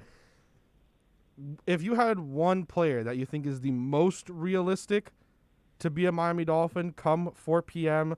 on March 17th, who do you think that player is? Man, you're putting me on the spot here. I have to. I'm going to say, I'm going to because I'm going to roast you about Dortmund in a second, so. Oh, yeah, maybe I shouldn't drag this out. I guess I'm going to stick to my guns. I'll say Curtis Samuel. I think he's going to be that player that, you know, we continue to talk about separation, this and that. I'll go out on a limb there, but, I really don't know what these Dolphins are going to do. I was going to say Hassan Reddick, but is that the linebacker that they go after, that edge rusher? I don't know. So I really don't know, Kai, but now you can roast me about Dortmund if you like. So, wait, but you think Curtis Samuel is that potential, you know? I'm sticking with the guy that I like. I can't see you. I'm trying to go through it. Joe Thuney, is that going to be the guy to go after? I really don't know. You put me on the spot here, and I don't have an answer. I don't have that gut feeling that, okay, this is the guy the Dolphins are absolutely going to get in free agency because, again, like Flores said, you know, they can have this guy. They could throw the bag at this guy, but at the end of the day, you know, you can't always get what you want. Hey, that's the best way to put it there. You can't always get what you want. I think that I'm going to wait for I think that the trust in Flores should continue to stay. I think that some of the ridiculousness in terms of no trust is kind of overblown. Do you think that there's part of Dolphins Twitter now or just Dolphins fandom now that is just kind of saying, listen, we get it. The talk is a talk, everything like that. But let's get with it. Let's get our guys. Let's get what we need to do in order to make this team really something.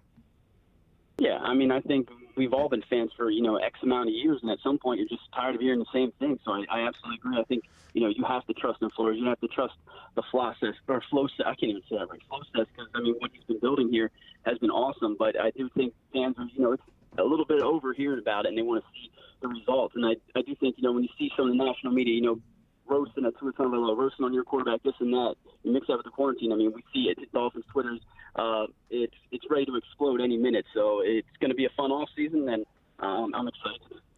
Okay, and finally here, I have to. I'm not. It's not a roast, but I have to ask. You know, you had a 2-0 lead on Saturday. What happened? Dortmund, I told you, it was just like being a Dolphins fan, and that's exactly what I did. I was texting people, you know, Dortmund's up 2-0, 10 minutes in. I was so excited. Thought the hat trick was coming, and, you know, I think I maybe chased the kids up the steps, and I came back down. It was 2-2, and I'm like, you got to be kidding me. And that's when I think I crawled in your DMs, and I was upset. Yeah, you did. You did DM me, and you were saying that is exactly what you told me. I think let's try to see exactly what you said. It was like we can't say there were some. Yeah, you said you hate soccer, and you said literally what I told you yesterday. I'm gutted, but you were able to get through in the Champions League, so you were able to get by at least with Sevilla. So you got to be happy with that, right? Yeah. You move on to the next stage.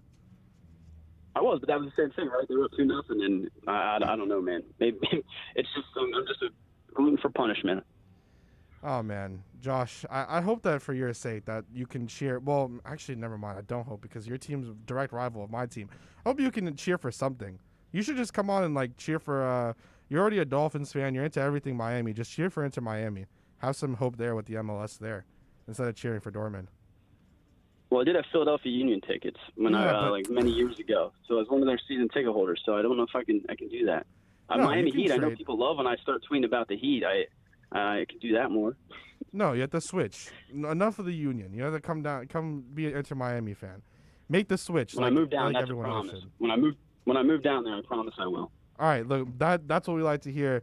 Josh, thank you so much for coming on, man. It's so every time I talk with you, because usually I always just call you Joshua, like to mess with you, and it's so weird when I'm on this. I have to be like either Josh or House, and then I'm always going back and forth with that. But thank you for coming on, man. Again, you can follow House on Twitter at HOUTZ. Thank you for coming on. I can't wait to probably have you on next week once we know what's happening around the world of sports and the Dolphins. Thank you so much, Guy. Keep kicking butt, and I look forward to talking to you soon. Thank you, man. Good chat with Houts there. We're going to have some other stuff as Brian Flores' conference continues to go on. There's a lot more that came out there. And then Myers-Leonard's official fine/suspension has come out, so we'll talk about that as well. Saturday mornings at 9 a.m., Sean Stanley hosts the Square Circle Digest. Now, wrestling fans have a place to call home as Sean covers the colorful world of wrestling. Tune in every Saturday from 9 to 10 a.m. on the home for sports fans worldwide, OnsideRadio.com.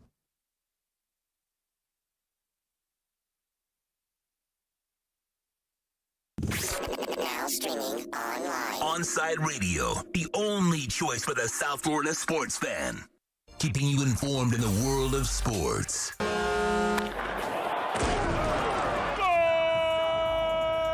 With an OnsideRadio.com sports update. The Miami Heat finally back in action after All-Star Week. They host the Magic tonight. Tip-off from the AAA's 8 p.m. Bam Adebayo and Avery Bradley have been ruled out.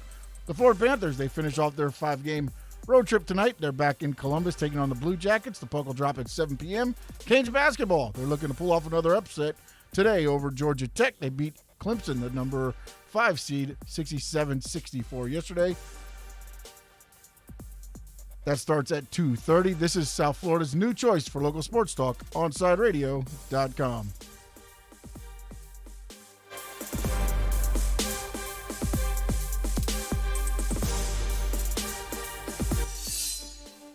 There are those who dedicate themselves to a sense of honor, to a life of courage, and a commitment to something greater than themselves. They have always defended this nation and each other. They still do. The few, the proud, the Marines. With Make-A-Wish, the impossible becomes possible. A girl battling cancer can become a race car driver battling the course. The boy showing all the nurses his fire trucks can take the helm of a real one. Wishes can give kids with critical illnesses the strength to keep fighting, get better, and grow up. Where there's a wish, there's a way. Wishes need you. Visit Make-A-Wish at wish.org. Download the radio.net app so you can listen to OnsideRadio.com everywhere you go. To some, a baby's babbling doesn't mean much, but it does. Especially if there's no babbling at all. Little to no babbling by 12 months or later is just one of the possible signs of autism in children. Learn more at autismspeaks.org. Brought to you by Autism Speaks and the Ad Council. Riddle me this. With all this sizzling meat and crunchy veggies nestled between toasty flatbread, who should get credit for Papa John's new papadilla? The person who invented pizza or the person who invented folding? Well, whoever it is, a tip of the tongue hat to you, sir or madam. Get a new papadilla, 4 flavors, just $6 each. Better ingredients, better pizza, better than a sandwich. Papa John's. Every 2 minutes, a woman in the U.S. is diagnosed with breast cancer. And in that split second, her life changes forever. The toll of breast cancer is great, the need to support those who are battling the disease today is even greater. We're fighting alongside patients because we know one moment can change a lifetime. United by hope, we can end breast cancer. Join our fight. Save lives. Time for the hardcore basketball talk you crave. OnSideRadio.com presents Inside the Paint with Ethan Skolnick and Ira Radio. The only choice.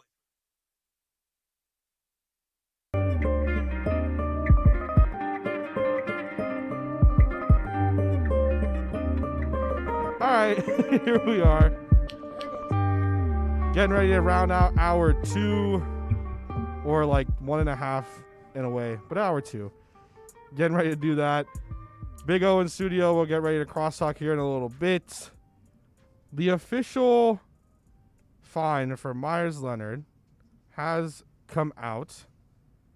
Shams Charania from, I forget where, from The Athletic and Stadium, tweeted out, Myers Leonard has been fined $50,000 and has been suspended from all Heat facilities and team activities for 1 week for an anti-Semitic comment he made Monday. Jesus. I don't think that that's enough. Apparently, he'll also be required to take part in a cultural diversity program. But I don't know, man. That the cultural diversity program coming from Will Manso, I don't think that that's enough. Sean, do you have any thoughts on that? $50,000 and 1 week for the comments made on Monday's live stream that he had. Yeah, that's just a slap on the wrist, if anything, as far as that goes. And I think somebody else has got something to say. Big O. Let me tell you something. That's the NBA. So that's what he has to serve. But then the Heat tells him, stay the F away after the 1 week. So you're remember, it's a lot longer, this suspension. Yeah. This is just because they really can't do much more than that. The league, CBA, all that stuff. So what he violated, they probably maxed it out. But now the team then says, okay, now you stay the hell away, and then once we trade you, then you're out of here, and then they'll release you. Or once the trading deadline passes and we can't use your exemption, bye-bye. So really, this is just this is just the league doing their job. Right. And then the Heat now follows up and does their job. They're not going to bring him back, dude. They're just going to keep him on the sidelines like they did with Dion. And they probably, I mean, even after the fact, even if this had never even happened, who knows if they would have brought him back, especially they have a team option on his contract, and it was 10.5 or something along those lines. So he probably wasn't going to come back regardless if this happened or not. It's just, I don't know, man. I think Will Manso put it perfectly there, and I'll try to get back so I can make sure to get what he said perfectly down. Quote, I'll be honest with you, I'm not even sure what is enough. What he said was just unacceptable. I don't think it'll be as simple as he's back and everything is okay, but this is step one. I would have to say, yeah. And then, man, stadium music's getting real loud now. I was vibing and enjoying everything before, but now I can feel it rocking through. Talk about sports. David Friedman, who is here every Saturday from 1 to 2, took over my old spot. He also commented and said, it's not enough, but what is enough here? There's nothing that fixes this as far as a fine or suspension. It's a lose-lose for everyone involved at this point because regardless, the damage is done. I'd have to agree there. I think that's a perfect one. Obviously, I don't want to, I don't know. Part of me just thinks that this is the side that says that I'm so tired of stuff like this happening that I don't want to continuously hear it. But the other part of me is like, you know what, at this point, like Big O said, like Will said, like Taco said, it is a lose-lose. They're going to end up, Myers Leonard's going to end up being off the team. Not that he was helping anyways right now because he is injured. Not like he was going to probably be back anyways. But that's the situation with that. We talked about that enough yesterday. I think now we can kind of pivot into talking about the Brian Flores conference because that's – I know we asked how it's about it, but there's a lot that I wanted to kind of try to touch on very quickly. I think that the Tua lunch thing is whatever, in my opinion. Like, yeah, you had lunch with Tua. I think at this point, a lot of what's been happening can get boiled down into a few things. And in that press conference, you can boil it down to a few things. They said they're going to spend money, pretty much, because he said, I can't always get what I want's going to be playing when they get outbid by people, but they're going to be active. So we know that they're going to be active. We know they're going to try for people. By Monday, we'll really know what's going on because those contracts will get leaked anyways, and we'll know what teams are signing who before it becomes official 2 days later, which has always been stupid to me. I don't understand. It's like, okay, we already know that this trade has happened. We already know that this signing is here. Like, why can't it just be announced official? Why do we have to wait 2 days to get to that? But it is, it is what it is. I'm happy that Flores talked. It's now kind of getting back into that football thing where we're able to see all these guys and we're able to see what's going on. So we're going to get some more information. He did mention Tua. He mentioned the stuff that's happening with Tua and how he's happy that Tua is going to be able to get another chance now to kind of prove himself. And I believe Brian Flores, like I believe wrestling. I believe half of what I see and nothing of what I hear, because that's how I watch. Ohana isn't family anymore, Sean. Look, listen, you have going out for a lunch. You're removing Ohana from the website. What's next? Tua being removed from the locker room. That's coming. It is coming, my friend. If that does happen, I encourage everyone to listen to Juan on Juan here on Sundays on Onside Radio from 9 to 11, because Juan is a huge Deshaun Watson guy. And if the Dolphins do trade for Deshaun Watson, he will probably have whatever show he's on or however he's doing it, he'll have at least 2 hours about talking about Deshaun Watson to the Miami Dolphins, because that is what he wants more than anything in this world. And I think it also is just the fact that, like, he has a legion of people now that despise him for wanting a top 5 quarterback in the NFL, which is funny to me. I mean, it's literally like you're getting attacked for wanting a top 5 quarterback instead of being in a situation where you're like, hey, we still don't really know what we have in Tua.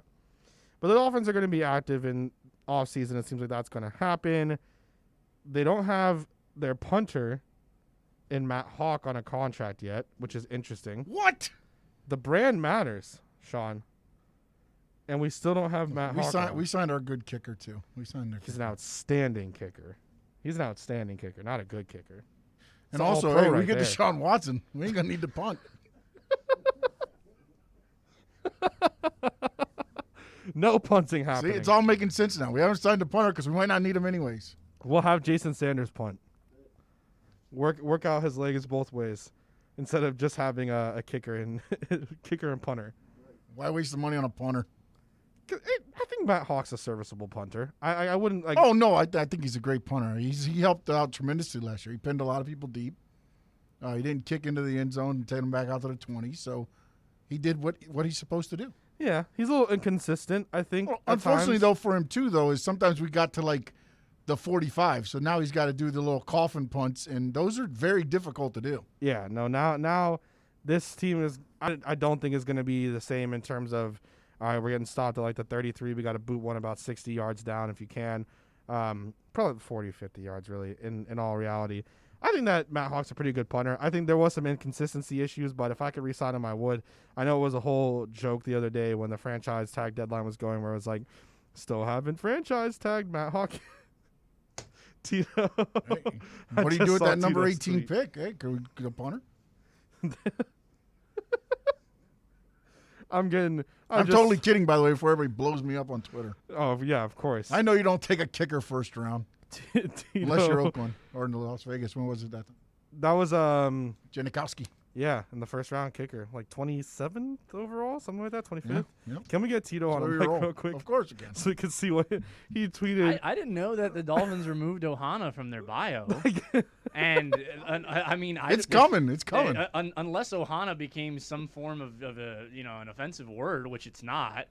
Ohana means it's offensive family, because right? Tua won't be here it's anymore. Not a family Lilo anymore. and Stitch. Did they have Ohana for I can't say this guy's last name, Grugier Hill? Is he not coming back? Is that why they removed Ohana? Van Noy. Yeah. Oh, yeah. Van Noy was Ohana, huh? He was family. I mean, clearly Van Noy is not. Well, he thought he was Ohana. He thought he was Dolphins Ohana. and Flores didn't.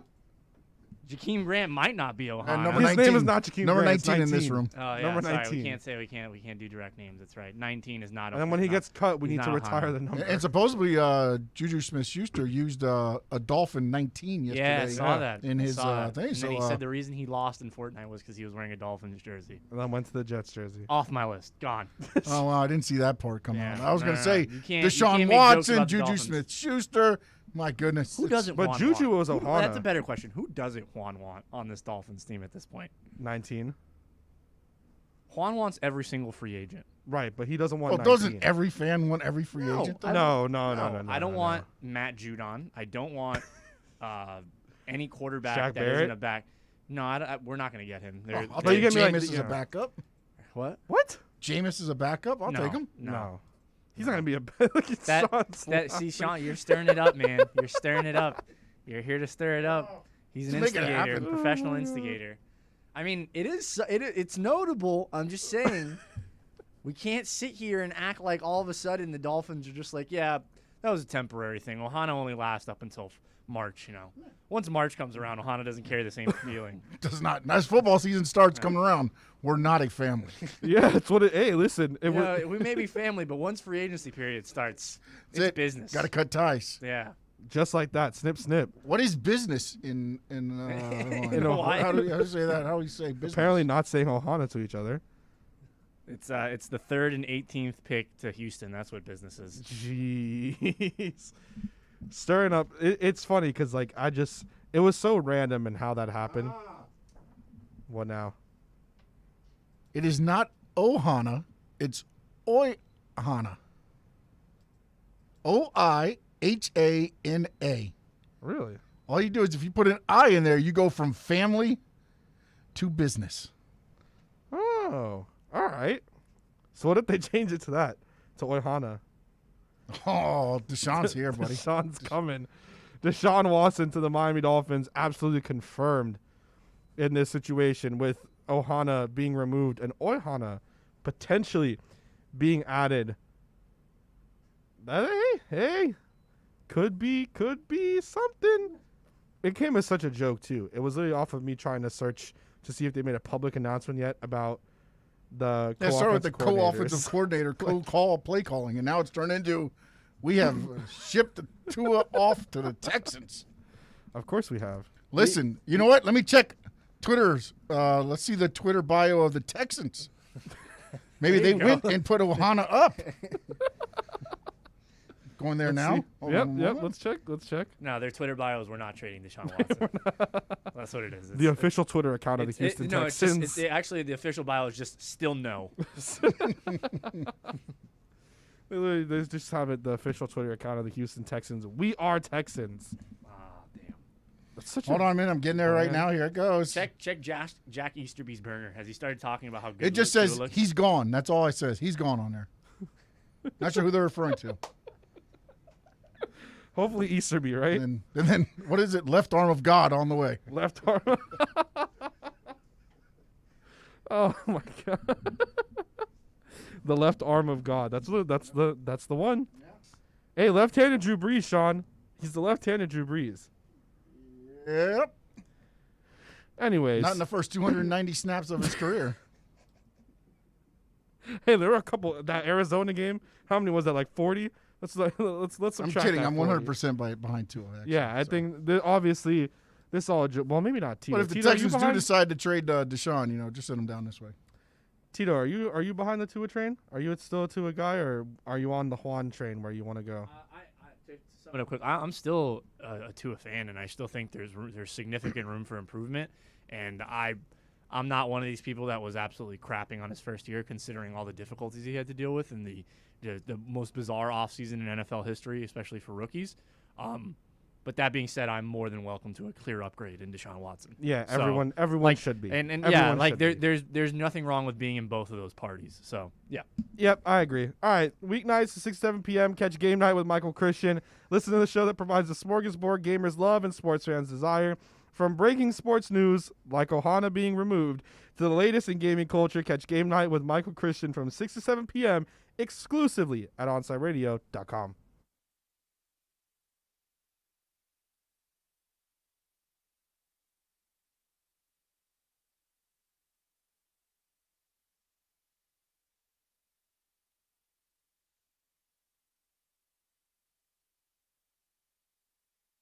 Onside Radio, the only choice for the South Florida sports fan. Let's raise a cup to the first among us who put themselves last. To the risk takers, the mask makers, the heroes on the front line and online. To the ones keeping shelves full and keeping us hopeful. To those who don't stop and those making all the stops. To the ones who pick up, suit up, and never let us down. From all of us at Duncan to all the heroes keeping everyone running, we thank you. These are unprecedented times, challenging how the YMCA works to strengthen community as we have for nearly 170 years. But we've always found ways to help people and communities in times of crisis. Right now, Ys across the country are providing emergency childcare, shelter, food programs, and outreach to seniors. But we can't do it alone. Whether you're connected to the Y or have a fond Y memory, we need you to stay with us. Reach out to your local Y today and stay with us for a better us. This is the story of a very special woman. In a matter of seconds, she turned herself into a great mathematician or an entrepreneur. Her knowledge was limitless and still is. She could also make monsters disappear, especially those that lurked in the shadows under the bed. Once, this woman put back together a teenage girl's broken heart, which had been shattered in 1,000 pieces, just by giving her a bear hug. She masqueraded as a regular person at work, but as a superhero at home. Everyone knows her as Gabriella. I still call her Mom. Your hero needs you now, and AARP is here to help. Find the care guides you need to help, complete with tips and resources at aarp.org/caregiving. A public service announcement brought to you by AARP and the Ad Council. Every Saturday at 11 a.m., soccer fans can connect with Austin Robillard and Red Card Radio. From the Premiership to the MLS, catch up with your favorite team, including our very own Inter Miami CF. Listen to Red Card Radio every Saturday from 11 a.m. to 1 p.m. with Austin Robillard, exclusively at OnSideRadio.com. On the battlefield, there's a saying America's military men and women live by. Never leave a fallen warrior behind, ever. Off the battlefield, Wounded Warrior Project operates with the same goal. Wounded Warrior Project was created to help our men and women returning home with the scars of war, whether those scars are physical or mental. Wounded Warrior Project. We never leave a fallen warrior behind, ever. Learn more about what we do at woundedwarriorproject.org. Let's get back to Kai's Corner. You can send Kai a text at 844-416-8123. That's 844-416-8123. Here's Kai Chen Chisholm. Rounding off hour 2 here. Big O now in for the crosstalk. Oh, it's the topic of the day now. Apparently we found out that Ohana means business and Ohana is family. Dolphins removed Ohana from their bio. Yep. Do you want to join in on the joke here, or you want to take? What's the joke? What's the joke? They removed it. They removed Ohana. Tua, Hawaii Connection, Camu, Gruger Hill. Ohana's been removed from the bio now. Okay. I mean, it's gone. It was there for a little while already. I guess they got to change it up now. I personally am disappointed that they didn't put Ethereum or Bitcoin.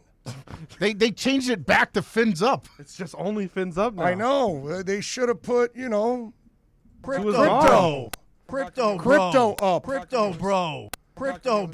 That's Crypto it. bro. That's it. Crypto bro. Crypto bro. Crypto bro. That's what we're talking about. Crypto bro. That's what we're talking about. Damn right, Crypto bro. How tired, Tito? How tired? Can we get Tito on the mic over here? Tito how loves, tired are you? Tito of loves Bitcoin, crypto man? talk, bro. How tired are you of it? I just don't understand. Like I understand like the craze that is crypto. Right. But this is like borderline obsessive behavior now. and it's concerning. You think? No, I know. I don't think. I know. Like, literally, the other day, we were talking to Clay Ferraro, bunch of news. I had to remind Big O that we were on a sports radio station because we were talking about crypto for 10 minutes. It wasn't that long. It was a solid. It was just a 10 couple minutes. You started describing what a blockchain is. I swear I saw cobwebs like starting to appear on the radio mic. It was insane. Tell you, bro. God bless. Oh, what do you got coming on today on the show? Well, today we got Todd Archer joining us at 2:30. He covers the Cowboys for ESPN, so the Cowboys been in the news. Obviously, they signed Dak. They got 4 compensatory picks also, so we'll talk a little Cowboys with Todd. And at 12:20, we got Steve Goldstein also. So Goldie, the voice of the Panthers. Panthers kicking some serious ass. So we'll talk a little Panthers with Goldie because hopefully he could get the year he deserves as a broadcaster. That's for sure. All right, so it sounds like a good. That's it. No, nothing. Usually you always got a big like more guests coming on. No, usually I have a third guest, but today we didn't have a third guest. Tito was slacking and just didn't do his job, so we only came up with 2. But so we're gonna fill with cryptocurrency talk. What can I tell you? I tried to tell him try to get some kind of a Bitcoin type of guest or somebody. He couldn't even produce that. Yeah, I told my guests that if they were okay with talking crypto, and then we're like, we're out. That's it. We're done. We don't want to do this. That's it.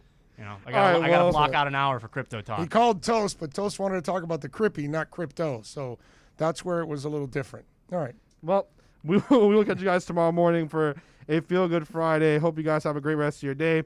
Saturday sports fans have a place to talk sports and gambling when the J-Rod Experience takes over every afternoon. Tune in every Saturday from 2 to 4 p.m. as Jim provides you the sports investment information you need to have a little fun on the weekends. That's the J-Rod Experience, 2 to 4 p.m., only on OnSideRadio.com.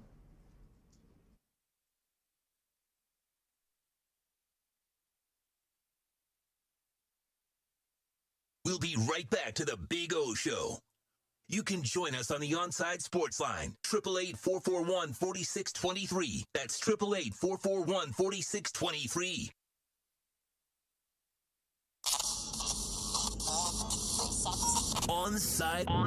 Onside Radio. No station in South Florida provides more live